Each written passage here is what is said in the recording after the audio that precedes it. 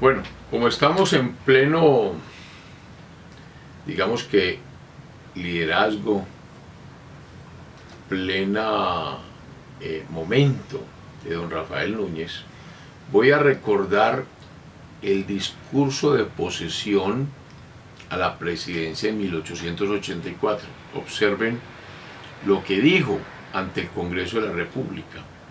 Una época en nuestra historia ha pasado. ¿Cuál? La del radicalismo.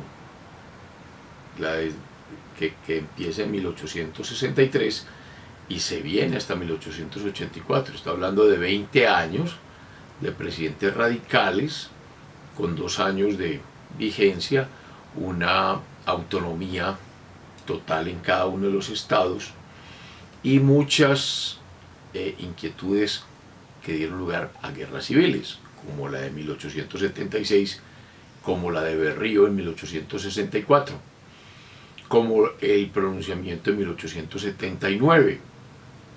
Entonces dice, una época de nuestra historia ha pasado. No obstante sus apariencias superficiales de vida, y debemos consagrar leales y mancomunados esfuerzos a facilitar el pacífico advenimiento de la que habrá de sucederle, como él está ya en proceso llamado de la regeneración. Las repúblicas hispanoamericanas, en cuyo extenso mapa figura Colombia, están entrando una tras otra en un periodo de estabilidad cada día según su especial índole, después de años de desconcierto y de guerra. Nosotros tuvimos que emprender una evolución idéntica bajo los auspicios de una política verdaderamente liberal, incompatible con toda intolerancia y tan exenta del dogmatismo de los que creen demasiado como de los que nada creen. Está buscando el centro. Miembro irrevocable del liberalismo colombiano. Miren que él reconoce que es liberal. Miembro irrevocable del liberalismo colombiano. No omitiré cuanto de mí dependa para recomponer sus diseminadas fuerzas, considerándolo sinónimo de justicia en acción y de moralidad. Trataré de inspirarme en la sana fuente de la conciencia nacional y de apartarme de los peligrosos consejos del espíritu de intransigencia, dando toda la aplicación posible a las ideas de reconstrucción sancionadas por el voto nacional que me ha traído deliberadamente por segunda vez, recordemos que ya lo había sido en 1880, 1882, a este puesto de honor y de fatiga. Plegue a la divina providencia el darnos a todos virtud y previsión bastantes para no desoír el clamor de los pueblos, a fin de que sea restablecido el prestigio de nuestras libres instituciones, haciéndolas prácticamente nacionales. Atención, haciéndolas prácticamente nacionales. O sea, se está dando un paso tremendo de la federalización a la centralización.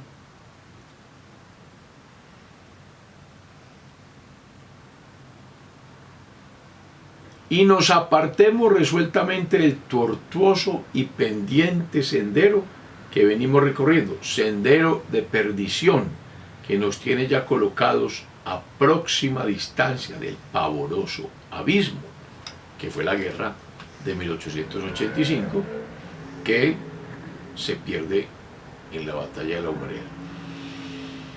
Veamos un hecho, una consecuencia directa de la batalla de la Humareda, o del Obo, como se le llama, la llaman algunos otros, y una universidad muy importante en Colombia, la Universidad Externado de Colombia. Yo estudié mi doctorado en la Universidad Externado de Colombia y allá dicté 10 años clase. Y en la bandera del externado hay una frase en el escudo que siempre llamó mi atención. Dice, post tenebras spero lucem. después de las tinieblas vendrá la luz. El externado fue fundado en 1887. Como consecuencia de estos hechos, porque estos hechos, esto de la batalla de la Humareda, digamos que acabó con el llamado radicalismo liberal. Radicalismo liberal que llegaba a la masonería, por eso se dice que la Universidad Externa de Colombia es masona, que lo fue en sus inicios. De eso ya no queda nada, porque la masonería, yo digo que eso desapareció, eso ya no tiene ninguna importancia, pero la tuvo en el siglo XIX, y muy especialmente en estos periodos de la Constitución de Río Negro. En alguna ocasión, creo que ya lo había mencionado, tuve una amistad especial, o mejor, me honró con su amistad el doctor Carlos Restrepo Piedrahita, quien era un alto directivo de la Universidad Externa de Colombia, y cuando vino aquí a Medellín a otorgar unos grados de la Universidad Externa de Colombia, hablamos mucho de la Constitución de Río Negro. Él se sentía muy orgulloso de la Casa de la Convención. Lo llevé a la Casa de la Convención de Río Negro de 1800, donde se hizo la Constitución de 1863. Y como anécdota, le regalé unos liberales, unas plantas rojas, de las cuales él se prendó y allá las sembró en la Universidad Externa de Colombia. Pero el cuento es que efectivamente había un liberalismo radical que fue derrotado en la guerra de 1885. Y el triunfador es Rafael Núñez. Y Núñez ya hablaba de regeneración. Núñez quería cambiar el país porque él lo veía venir desde que le dio la presidencia a Julián Trujillo, que vence en la guerra de 1876 después de la batalla de los Chancos. Trujillo es el hombre, recordemos que la presidencia en 1878 se la disputaron Trujillo y el que fue encargado de la presidencia del Estado Soberano de Antioquia, Rengifo, quien tuvo muchos excesos en esta región. Esa lucha se la llevó Trujillo y lo apoyó Núñez. O sea, ya, y ahí es donde él recordó en el discurso de posesión a Trujillo el lema de regeneración administrativa fundamental o catástrofe. Desde 1878 Núñez lo tenía claro y ya estamos en 1885, o sea, 11 años después, porque él fue el que le sucedió en la presidencia a Julián Trujillo. Ya Núñez es un hombre maduro, es un hombre definido, ya ve que hay que ir al centro para aglutinar a los conservadores. Él es jefe de una facción muy importante del Partido Liberal, pero no de todo el Partido Liberal. Precisamente los radicales se le rebelaron en la guerra de 1885 y con la batalla de la Humareda es cuando salió y dijo aquella frase que hemos repetido varias veces: la Constitución de 1863 ha dejado de existir y viene la regeneración, el cambio que dio lugar entonces a la Constitución de 1886. Hablemos entonces de la Constitución de 1886. ¿Qué hizo Núñez? Núñez sugirió a los estados soberanos, a los 9 estados soberanos, Antioquia, Bolívar, Boyacá, Cundinamarca, Cauca, Magdalena, Panamá, Santander y Tolima, que enviaran unos representantes para formar un Consejo Nacional de Delegatarios de esos estados para ver cómo reconstituían el país. Con el triunfo de Núñez, el gobernador o presidente del Estado Soberano de Antioquia, que es el señor Restrepo, el don Luciano Restrepo Escobar, que es familiar de don José Félix de Restrepo, aquel historiador famoso de Envigado, deja el mando porque era radical, a pesar de sus, digamos que sus sensatas maneras de administrar, pero él se vio envuelto en la guerra. Entonces el mando lo toma alguien muy cercano a Núñez, José María Campo Serrano, que no es antioqueño. Él es el nuevo director del Estado Soberano de Antioquia. Entonces, por Antioquia, él, José María Campo Serrano, es el representante de Antioquia ante el Consejo Nacional de Delegatarios, junto con otro señor, José Domingo Ospina. Por Bolívar fueron el señor Miguel Vives y José María Samper. Por Boyacá, Benigno Barreto y Carlos Calderón Reyes, un hombre que va a ser muy importante en la Constitución, en la redacción de la Constitución de 1886. Por Cundinamarca, un señor J.N. Núñez, Antonio Cuervo. Por el Cauca, Rafael Reyes y Juan de Dios Ulloa. Ojo con Rafael Reyes, porque Rafael Reyes en la guerra de 1885 fue coronel y ya fue ascendido a general, y jugó un papel muy importante Reyes, porque él venía del sur, del Cauca, aunque es nacido en Boyacá.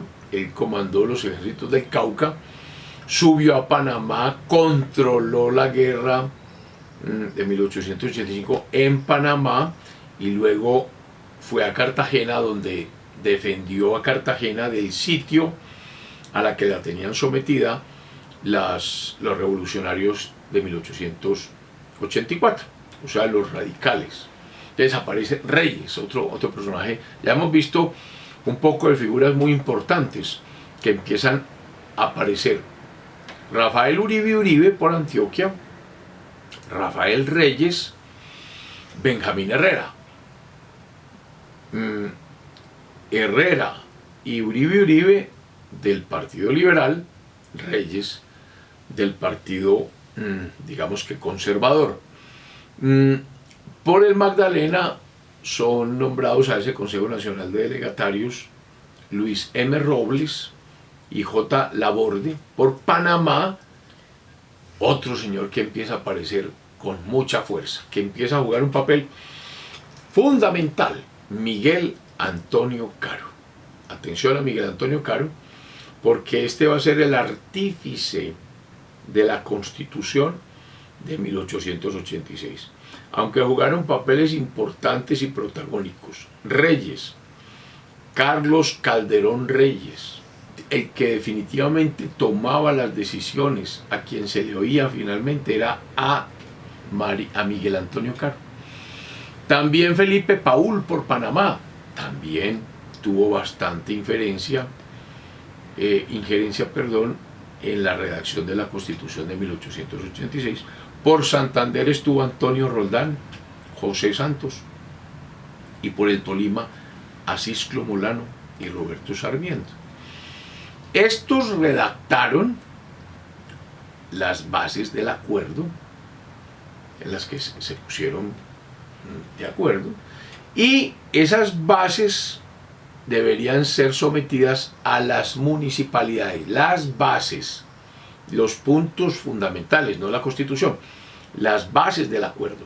Básicamente las bases del acuerdo eran las siguientes: nadie será molestado por sus creencias religiosas, libertad de creencias, la prensa será libre en tiempo de paz, pero responsable. Si atenta contra las personas, el orden social o la tranquilidad pública, porque la prensa se había exagerado, porque no había ninguna consecuencia frente a cualquier artículo y eso incendiaba. Por eso se dice a veces que la prensa debe ser tea que ilumine y no antorcha que incendie. Otro punto, bases del acuerdo. Las demás libertades se establecerán con razonables limitaciones. O sea, venimos de un periodo, 20 años, donde la libertad es absoluta. O sea, prima el concepto de libertad sobre cualquier tema sin responsabilidad. Ese es el cuestionamiento. Las demás libertades se establecerán con razonables limitaciones. Otro punto, no podrá imponerse pena de muerte, sino por graves delitos militares y delitos atroces comunes. Otro punto, el Senado se constituirá para asegurar la estabilidad de las instituciones y la Cámara como cuerpo representativo del pueblo colombiano. Entonces, observen las diferencias que empiezan a verse entre Senado y Cámara. Senado viene de senectud, viene de senior, viene de personas de más edad. O sea, asegurar la continuidad, la estabilidad. Los jóvenes empujan, los mayores atajan. Ese es el Senado. La Cámara es el verdadero cuerpo representativo del pueblo. El uno de las instituciones, el Senado, el otro del pueblo. Otro punto de ese acuerdo, el presidente se elegirá por 6 años. Hasta ahora era de 2. Cada 2 años elecciones presidenciales. Ahora no, 6 años. Y habrá vicepresidente. En las constituciones anteriores no había vicepresidente sino designados. Primer designado, segundo designado, tercer designado. Aquí volvemos al concepto de vicepresidente que se había superado. Otro punto, el Poder Ejecutivo podrá objetar proyectos de ley.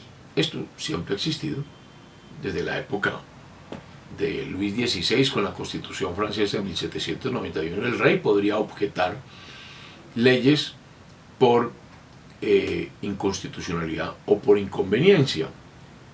Y luego dice, si el Congreso insiste, requiere las 2/3 partes.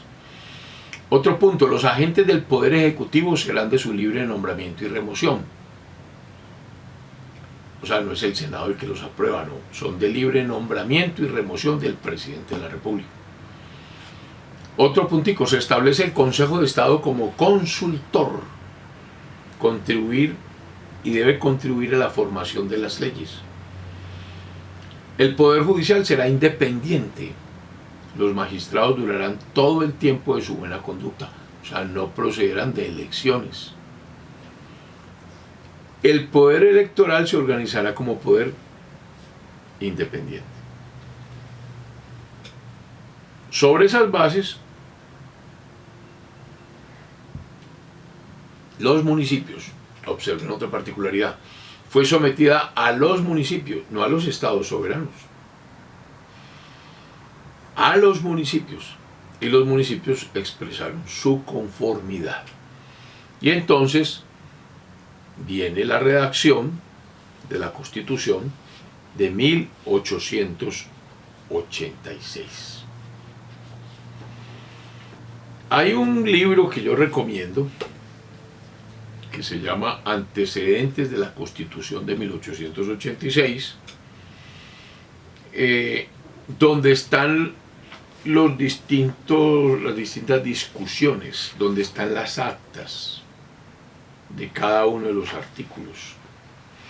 Y llama poderosamente la atención que el corazón, el cerebro de la Constitución de 1886 fue don Miguel Antonio Caro. Ya Núñez cumplió. Núñez, digamos que se margina como presidente de la nación, no se mete más. Él ya dijo cosas muy importantes. Entonces, la tarea de la redacción la hace don Miguel Antonio Caro, bogotano, pero de origen como los Caro, en el estado de Santander, de Ocaña, los mismos Caro de Ocaña. Preámbulo de la Constitución de 1886. En nombre de Dios, fuente suprema de toda autoridad. Recordemos que la Constitución del 63 no mencionaba a Dios, porque era laical, totalmente laical. Aquí vuelve y se habla en nombre de Dios. La actual nuestra dice lo mismo. En nombre de Dios. Artículo primero, la nación colombiana se reconstituye, pero en forma de república unitaria. O sea, se acabó el federalismo. ¿Quién acabó el federalismo? Las guerras civiles de esta época. La guerra de 1885, eso acabó el federalismo. La guerra de 1876, el pronunciamiento de 1879. La guerra de 1864, eso acabó el federalismo.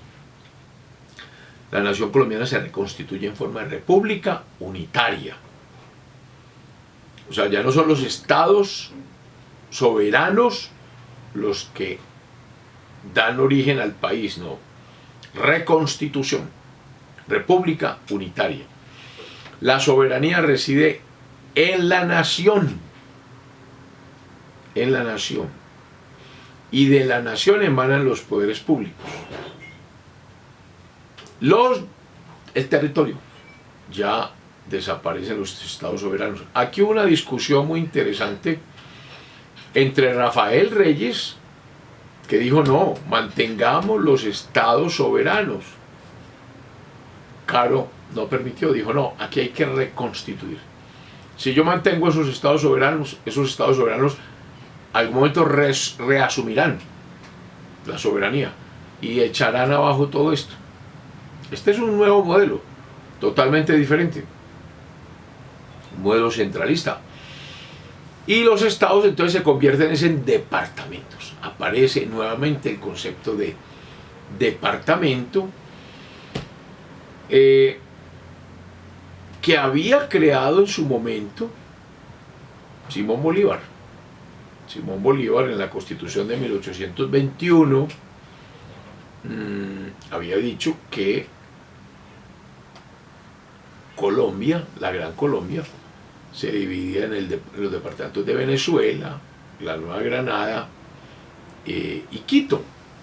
Entonces aquí volvemos, ahora sí volvemos al tema de departamento, noción que nos acompaña hasta hoy.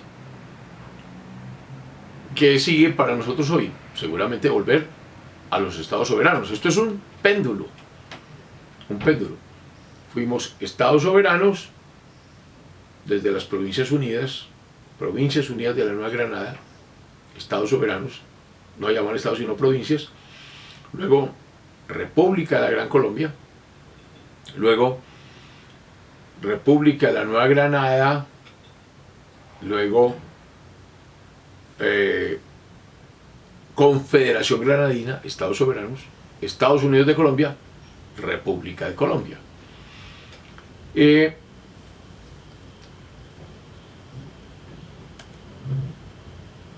Se dijo que la ley podría crear nuevos departamentos. O sea, el Congreso, la ley podría decretar nuevos departamentos desmembrando los existentes. Reyes siempre se opuso, pero ganó Caro. O sea, eran 9, eran 9 y estados soberanos, hoy tenemos más de 34 departamentos. Divide y vencerás. Si usted tiene 9 estados fuertes, son difíciles de controlar. Si usted divide todo eso, como pasó, entonces son más fáciles de controlar. Fíjese que a Antioquia le quitaron Caldas, Quindío, Risaralda. Al Gran Cauca le quitaron Chocó, le quitaron Valle del Cauca, quedó Cauca, le quitaron Nariño, le quitaron el Putumayo, le quitaron el Amazonas, le quitaron el Caquetá, Entonces, divide y reinarás. Un constituyente de apellido Casas Rojas dijo que desmembrando, haciendo más pequeño los departamentos, era una forma de acercar la administración al pueblo. Y uno de los constituyentes, el de Panamá, el profesor Paul, decía que no era dividir para reinar, sino para administrar mejor. Esas son palabras. Pero, o sea que la Constitución de Río Negro está acabada. Está acabada. Este es un nuevo modelo establecido por Caro y por Núñez. Núñez que está detrás, pero Núñez, como ya lo dijimos, ya dijo lo que debía haber dicho. Se establece un artículo sobre propiedad literaria muy importante, el 35. Será protegida la propiedad literaria, la propiedad intelectual, como propiedad transferible por el tiempo de vida del autor y 80 años más. Caro explica sobre la propiedad literaria y científica. Él dice que la propiedad científica era de todos, más que del creador, que por lo tanto, al ser propiedad de todos, pues no podía producir ningún estancamiento. O sea, no puede quedarse en manos del autor y 80 años más. Ahí vino la primera diferencia.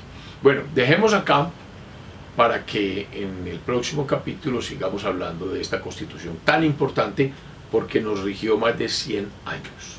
Feliz semana.